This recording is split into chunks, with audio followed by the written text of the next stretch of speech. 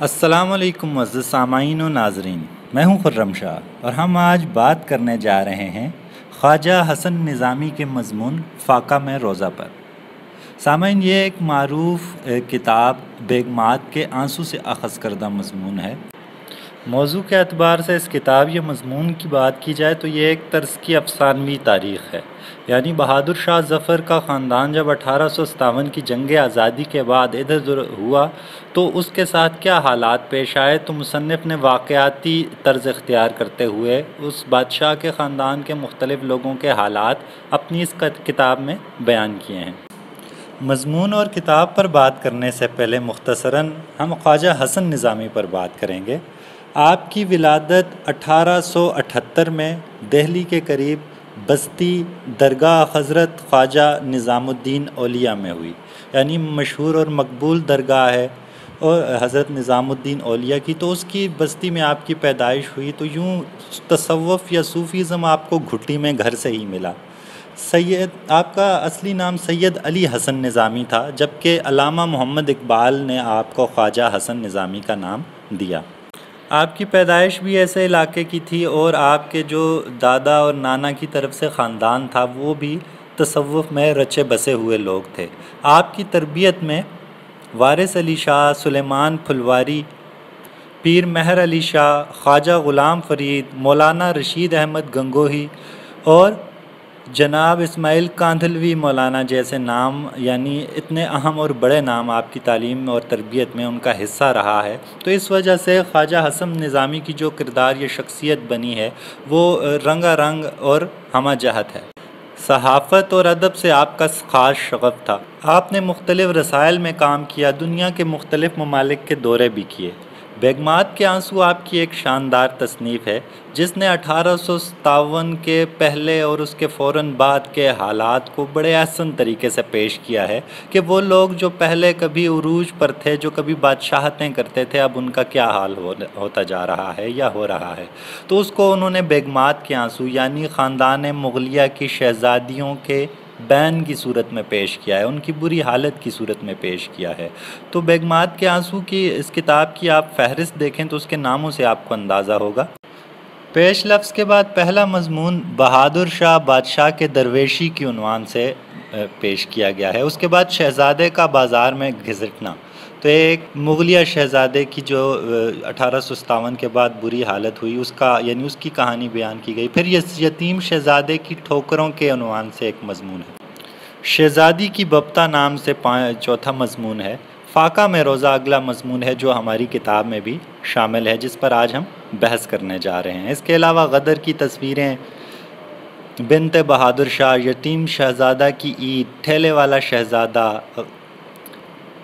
غدر کی زچہ، بھکاری شہزادہ، جب میں شہزادہ تھا، خانسامہ شہزادہ، اور ایسے یعنی ڈھیروں عنوانات ہیں۔ تقریباً 32 لوگوں کی انہوں نے کہانیاں یا حکایات بیان کی ہیں جو آج ہمارے لیے عبرت کا باعث ہیں۔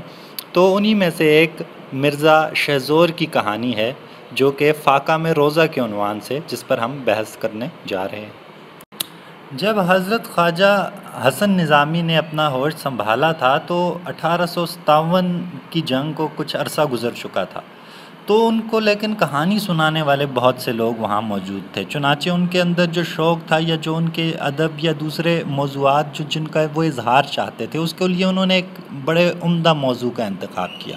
انہوں نے غدر کی کہانیاں، جنہیں انگریز غدر کہتے ہیں اور ہم لوگ ہندوستانی لوگ جسے جنگ آزادی کے نام سے تعبیر کرتے ہیں، تو ان کہانیوں کو لوگوں کی زبانی سن کر انہوں نے ایک جگہ اکٹھا کیا اور بیگمات کے آنسو کے عنوان سے پیش کر دیا۔ یہ 11 مئی 1857 کی ظالم تاریخ تھی کہ جس دن بادشاہ کو محل چھوڑ کر، قلعہ چھوڑ کر نکلنا پڑا اور وہ رنگون جا بسے اور اس کے گھر والوں پر ایسی آفات ٹوٹیں کہ اللہ کی پناہ۔ ہمارا موضوع چونکہ اس میں سے ایک مضمون بیگمات کے آنسو میں سے فاقہ میں روضہ ہے، تو اس کے متعلق ہم بات کریں گے اس کے مرکزی خیال کی۔ اس مضمون کا، فاقہ میں روضہ کا مرکزی خیال، بلکہ پوری کتاب کا جو مرکزی خیال ہے وہ بادشاہ کی خاندان کی جو بربادی ہے اس کے مناظر کو یعنی پیش کیا گیا ہے، ان کی حالت زار کو اس میں پیش کیا گیا ہے۔ اس کتاب کا ہر موضوع جو عنوان ہے وہ کسی نہ کسی بادشاہ کے خاندان کے فرد کے واقعے کو ہی پیش کر رہا ہے۔ بہادر شاہ ظفر کا خاندان جو حکومت کرتا تھا وہ کیسے بھکاری اور مجبور بن گیا۔ مصنف نے افسانوی انداز میں تاریخی حقائق کو پیش کرنے کی ایک عمدہ کوشش کی ہے۔ فاقہ میں روزہ عنوان سے مرزا شہزور کا واقعہ بیان کیا جا رہا ہے جو بہادر شاہ ظفر کا بھانجا تھا۔ یہی اس کا مرکزی خیال ہے فاقہ میں روزہ کا۔ اس کی اب کہانی ہے، اس کے خلاصے پر ہم آتے ہیں اور دیکھتے ہیں کہ اس کے اندر کیا ہوتا ہے، مرزا شہزور پر کیا بیتتی ہے۔ اس پیش کیے گئے واقعے یا افسانے کا جو آغاز ہے وہ مرزا سلیم سے ہوتا ہے جو بہادر شاہ ظفر کا بھائی ہے۔ مرزا شہزور ان کا بھانجا ہے جو اپنی کم عمری کے بعد زیادہ وقت مرزا سلیم کے ساتھ ہی گزارتا ہے۔ مرزا سلیم اپنے بادشاہانہ طور طرز پر، چونکہ ابھی 1857 کا جو قیامت ہے وہ نازل نہیں ہوئی تھی اور بادشاہ اور اس کے خاندان والے اپنے سکون کی زندگی کسی حد تک گزار رہے تھے، تو مرزا سلیم کا معمول تھا کہ وہ رمضان میں بھی نتھن خان گویے کو بلا کر عصر کے وقت اس کے لگ بھگ تو گانے سنا کرتا تھا۔ تو ایک دن کیا ہوتا ہے کہ مرزا سلیم کی والدہ زنان خانے میں بلاتی ہیں اپنے بیٹے کو اور اس کو ڈانٹ ڈپٹ کرتی ہیں اور خدا کا خوف اس کو یعنی اس کے سامنے پیش کرتی ہیں کہ تم رمضان میں بھی گانے سن رہے ہو اور گویوں کو بلا کر۔ تو یہ بھی ایک طرح سے نمائندگی کرتا ہے کہ وہ جو بادشاہی خاندان تھا اس کی حالت کیا تھی۔ یہ اس واقعے کا، اس افسانے کا پہلا منظر ہوتا ہے۔ تو مرزا سلیم اپنی والدہ کی ڈانٹ ڈپٹ سن کر سخت آزردہ ہو جاتا ہے، اسے غصہ آ جاتا ہے۔ وہ کہتا ہے، یہاں مرزا سلیم سخت آزردہ ہو جاتا ہے اپنی والدہ کی ڈانٹ ڈپٹ سن کر اور کہتا ہے کہ اگر ان کی عزت کا لحاظ نہ ہوتا تو میں کبھی ان کا حکم نہ مانتا۔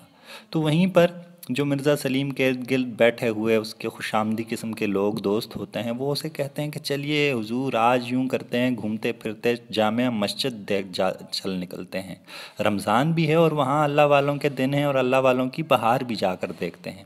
چنانچہ مرزا سلیم اپنے بھانجے مرزا شہزور کو ساتھ لیتے ہیں اور دوستوں کے ہمراہ سیدھا جامع مسجد دہلی جا پہنچتے ہیں۔ وہاں جامع مسجد دہلی کا منظر ہی جدا ہوتا ہے۔ یہ جامع مسجد کا پہلا منظر بتایا جاتا ہے اس واقعے میں کہ جب مسجد کی رونقیں دیکھ کر مرزا سلیم کی اور اس کے بھانجے مرزا شہزور اور احباب کی آنکھیں کھلی کی کھلی رہ جاتی ہیں۔ ایسی رونق ہوتی ہے مسجد میں کہ اللہ والوں کی بہار گویا آئی ہوتی ہے، کہیں تلاوت ہو رہی ہے، کہیں ذکر اذکار، کہیں بیان ہو رہے ہیں، کہیں کچھ لوگ آپس میں کچھ مباحث جو ہیں وہ آپس میں کچھ لوگ اختیار کیے آپس میں ایک دوسرے کو سمجھا رہے ہیں، سن رہے ہیں، کچھ علماء کے پاس بیٹھے ہوئے ہیں۔ غرض مسجد کا ایسا منظر تھا کہ جو حیران کر دیتا تھا۔ اسی اثناء میں افطار کا وقت ہو جاتا ہے، شام کی اذان جب ہوتی ہے اس سے پہلے بادشاہ کے گھر سے سینکڑوں خوان آتے ہیں، امراء کے گھر سے، اس کے علاوہ جو رئیس اور دوسرے لوگ ہوتے ہیں ان کے گھر سے جب افطاری کا سامان آتا ہے تو سینکڑوں خوان افطاری کے وہاں لگ جاتے ہیں۔ کھانے والے کم ہوتے ہیں اور کھانا زیادہ ہوتا ہے اور لذیذ اور خوبصورت اور دیکھنے سجے سنورا ہوا کھانا ہوتا ہے۔ تو یہ وہ حالت ظاہر ہوتی ہے جامع مسجد کی، حالت ظاہر ہے بلکہ بہتر حالت ہوتی ہے کہ جو 1857 کی جنگ سے پہلے ہوتی ہے کہ جب مسلمان اپنے قابو میں تھے اور مسجد ان کے کنٹرول میں تھی۔ یہ حالت کچھ عرصہ تو برقرار رہتی ہے لیکن اسی دوران مرزا شہزور بڑا ہو جاتا ہے، اس کی شادی ہو جاتی ہے اور 11 مئی 1857 والا دن بھی پہنچ جاتا ہے کہ جس دن بادشاہ کو قید کر دیا جاتا ہے، رنگون بھجوا دیا جاتا ہے موت تک کے لیے، اس کے بچوں کو قتل کر دیا جاتا ہے، سب کچھ تہس نہس ہو جاتا ہے۔ تو اسی دوران مرزا شہزور جامع مسجد کا ایک اور منظر اپنی زبانی گویا خواجہ حسن نظامی کو سنا رہے ہیں کہ ایک دفعہ پھر مسجد میں جانا ہوا تو کیا دیکھتا ہوں مسجد استبل بنا ہوا ہے، وہاں فوجیوں کے گھوڑے بندھے ہیں، ان کے کھانے کے لیے دانے جو ہیں ان کا بندوبست کیا جا رہا ہے، کہیں فوجیوں نے اپنے کھانے کے لیے چولہے بنائے ہوئے ہیں۔ تو غرض وہ مسجد نہیں لگ رہی تھی بلکہ وہ کوئی فوجی جولانگاہ لگ رہی تھی، کوئی استبل لگ رہا تھا۔ تو وہ فوراً سے جنگ کے بعد جو وہ ایک پہلے کی سی حالت تھی مسجد اور ایک اب کی حالت ہے، تو اس میں بہت بڑا پیغام ہمیں یعنی مل رہا ہے۔ مرزا شہزور بیچارے کو ایسا دن بھی دیکھنا پڑتا ہے۔ جنگ کے بعد امیر لوگ فقیر ہو جاتے ہیں، شہزادیاں نوکرانیاں بن جاتی ہیں، شہزادے قتل ہوتے ہیں یا فرار ہو جاتے ہیں۔ مرزا شہزور کیا کرتے ہیں، اپنی بوڑھی ماں کو لے کر اور لاچار بیوی کے ساتھ اپنی 8-9 سالہ بہن کا قافلہ لے کر اور اس قافلے کا سالار بن کر دہلی سے نکل کھڑا ہوتا ہے۔ وہ 2 رتھوں میں سوار ہوتے ہیں اور غازی آباد جانا چاہتے ہیں، مگر آگے انگریزوں کا پڑاؤ ہوتا ہے، چنانچہ وہ قطب صاحب کی طرف اپنا رخ موڑ دیتے ہیں۔ وہاں رات گزارنے کے بعد آگے جب نکلتے ہیں تو چھتر پور کے قریب گوجر لوگ ان پر حملہ کر دیتے ہیں اور ان کا جتنا کچھ تھوڑا بہت سامان ہوتا ہے وہ لوٹ کر لے جاتے ہیں، صرف انہیں زندہ چھوڑ دیا جاتا ہے۔ تو لٹے ہوئوں پر اب مصیبتوں کے پہاڑ پر پہاڑ ٹوٹنا شروع گویا ہو جاتے ہیں۔ اسی لوٹی پوٹی حالت میں مرزا شہ زور 3 ان عورتوں کے قافلے کو لے کر مسلمان میواتیوں کے گاؤں میں جا کر پہنچتا ہے۔ وہ مسلمان میواتی ان کو کچھ دن کے لیے پناہ دینے پر راضی ہو جاتے ہیں۔ اس دوران جو مرزا شہ زور ہے ان کی والدہ، جو بوڑھی والدہ ہوتی ہے، وہ جگہ جگہ پر اپنے دکھ کا اظہار اپنے رونے دھونے سے اور بین کرنے سے کرتی ہے۔ وہ روتی ہے اونچی آواز میں اور اپنے دکھ کا اظہار کرتی ہے، اپنے ماضی کو یاد کرتی ہے۔ تو یہی بیگمات کے آنسو جو اس کتاب کا عنوان ہے وہ یہیں پر صادق آ جاتا ہے۔ آگے چل کر ایک آدھ پیراگراف جو اس کی والدہ کا بیان ہے اس سے بھی میں سنانے کی کوشش کروں گا۔ یہی مسلمان میواتیوں کے گاؤں میں وہ کچھ دن ان کو ایک چھپر تلے رہنے کی اجازت دیتے ہیں، جو ان کی ایک کمیونٹی سینٹر سا ہوتا ہے، جہاں ان کی شادی، ان کے ماتم وغیرہ کی تقریبات کے لیے جو انہوں نے بنایا ہوا ہوتا ہے۔ لیکن کچھ دن تک وہاں ایک بارات ہونی ہوتی ہے، چنانچہ ان کو اس جگہ سے بھی، اس چھپر سے بھی نکلنا پڑ جاتا ہے اور ایک چھوٹی سی کوٹھڑی میں ان کو رکھ دیا جاتا ہے۔ میواتیوں کا جو رہنما ہوتا ہے، ان کا سردار ہوتا ہے، وہ ان مرزا شہ زور اور اس کے خاندان والوں کے ساتھ اچھا رویہ کرتا ہے۔ وہ اسے کچھ دن بعد کہتا ہے کہ تم کوئی کام کیوں نہیں کرتے؟ تو مرزا شہ زور آنکھوں میں آنسو لا کے کہتا ہے کہ اگر میری آنکھوں سے کوئی کام ہو سکا تو میں سر کے بل میں، اپنی آنکھوں کے بل وہ کام ضرور کروں گا۔ تو وہ کہتا ہے یہاں ہل چلانا پڑتا ہے۔ تو آگے سے مرزا شہ زور رونا شروع کر دیتا ہے کہ مجھے تو ہل چلانا نہیں آتا، مجھے گھاس کاٹنی نہیں آتی، میں تو صرف تلوار چلا سکتا ہوں۔ تو جس پر میواتیوں کا سردار ترس کھاتا ہے اور کہتا ہے چلو تم ہمارے کھیتوں سے پرندے وغیرہ اڑا دیا کرنا، اور تمہاری جو عورتیں ہیں وہ ہماری عورتوں وغیرہ کے کپڑے سی دیا کریں گی، اس کے بدلے ہم تمہیں اناج دے دیا کریں گے جو تمہارے کھانے پینے کو کافی ہوگا۔ تو یوں وہاں کچھ عرصہ مسلمان میواتیوں کے گاؤں میں مرزا شہ زور اپنے خاندان والوں کے ساتھ گزر بسر کرتا ہے۔ اسی دوران ایک اور دلخراش واقعہ پیش آتا ہے کہ وہاں پر برساتی نالے بارش کے باعث بھر آتے ہیں اور سارا گاؤں پانی پانی ہو جاتا ہے۔ گاؤں والے تو ان چیزوں کے عادی ہوتے ہیں، مگر بادشاہ کا یہ نازک خاندان جو ناز برداریوں میں پلا ہوتا ہے وہ اس کی مشکلات نہیں جھیل پاتا۔ ان کا سارا اناج اور ساز و سامان بھی بھیگ جاتا ہے۔ مرزا شہ زور کی بیوی کو ایسا زور کا بخار چڑھتا ہے کہ وہ حکیموں کی عادی خاتون شہزادی یہاں پر بغیر کسی دوائی کے مر جاتی ہے۔ اسی بارش اور سیلاب کے باعث ان کا جو اناج ہوتا ہے وہ بھی بھیگ جاتا ہے، اور اسی اثناء ان کو ایک رمضان ان کے سر پر آ جاتا ہے۔ تو اس رمضان میں 1 دن 2 دن ایسے بھی آتے ہیں کہ جب ان کے پاس کھانے کو کچھ نہیں ہوتا اور وہ فاقے کی حالت میں ان کو اگلا روزہ رکھنا پڑتا ہے۔ اس دوران اس کی والدہ پھر رو رو کر دعائیں مانگتی ہیں۔ تو شام کے وقت کیا کرتا ہے، جو میواتیوں کا چودھری ہوتا ہے وہ ان کے گھر کچھ دودھ اور چاول اور کچھ پیسے بھجوا دیتا ہے جو زکوٰۃ کے ہوتے ہیں۔ وہ پیسے دیکھ کر مرزا شہ زور ایسے خوش ہوتا ہے گویا اسے پوری دنیا کی بادشاہت دوبارہ دے دی گئی ہو۔ وہ اسی خوشی کی حالت میں والدہ کے پاس پہنچتا ہے، لیکن والدہ تیور بدل کر کچھ اور کہتی ہے اسے۔ تو یہاں اس کا والدہ کا جو بیان ہے یہاں پھر پیش کیا جاتا ہے، تو اس کو میں کوٹ کرنے کی کوشش کرتا ہوں جو اس کی والدہ کہتی ہے۔ جب مرزا شہ زور والدہ کو کھانے اور پیسوں کے متعلق خوشی خوشی بتاتا ہے تو والدہ کا رنگ متغیر ہو گیا۔ باوجود فاقہ کی ناتوانی کے انہوں نے تیور بدل کر کہا، تف ہے تیری غیرت پر، خیرات اور زکوٰۃ لے کر آیا ہے اور خوش ہوتا ہے؟ ارے اس سے تو مر جانا بہتر تھا۔